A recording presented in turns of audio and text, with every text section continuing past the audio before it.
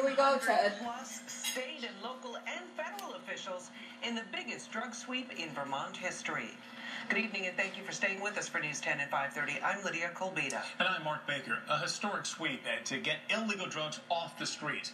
Bennington police agencies make dozens of arrests for a grab bag of illicit substances. News 10's January Keaton is live in Bennington with more on our top story tonight. January?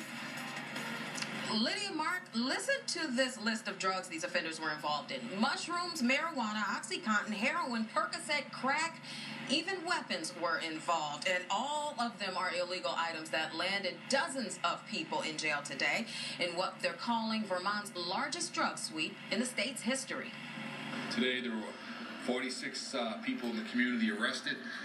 We're actively looking for approximately 15 more individuals, and they could be getting picked up as we speak.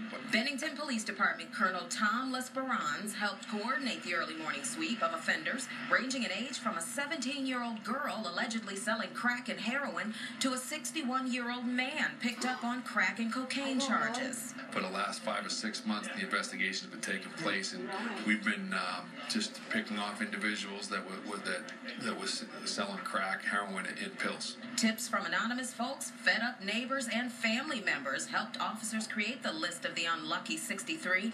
Bennington Police Chief Paul Doucette says more than 2/3 were caught today, but there's still work to do. It is very likely that we'll find everyone eventually. Right now, we know that there's some people that through Twitter and Facebook and things like that learned that the police were out doing a massive sweep. And we know for a fact that some people took off and went across the state line. And officers are still out as you watch this report, searching for those alleged offenders, ready to bring them in.